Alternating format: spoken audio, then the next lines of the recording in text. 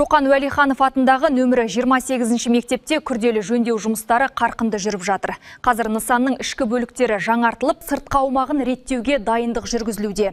Жөндеу аяқталған соң оқушылар жаңа оқу жылын жаңарған білім ордасында бастамақ.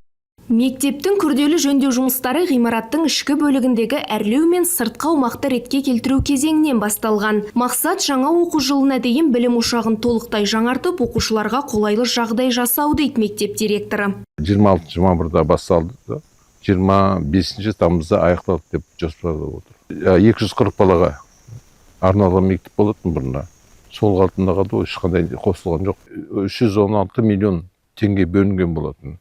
Одан кейін қосымша жаңағы жөндеуге шатыры, жаңа еденінде абаттандыру деген сияқты қосымша жұмыстар қосылды. Мектепте шатыр толық жаңартылып, едендер ауыстырылып, ішкі әрлеу қолға алыныпты. Оған қоса ғимарат аумағын абаттандыру да қарастырылған. Мамыр айының соңында басталған жұмысты жаңа оқу жылына дейін аяқтау жоспарланыпты. Жұмыста 30 шақты адам жұмыс істеп жатыр қазір данный момент. Краска жұмыстары қалды.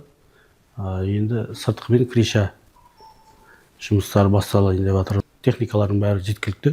Қоса кетейік, қазір Қордай ауданына қарасты тағы бірнеше оқу ордасында жөндеу жүргізіліп, ғимараттар жаңартылып жатыр. Атап айтсақ, Ноғайбай, Сұлутөр, Сарбұлақ, Шарбақты ауылындағы білім беру мекемелерінің материалдық техникалық базасы нығайтылған. Айгерім Қожабайқызы, Еркебұлан Болатұлы, Қордай 24 Ньюс.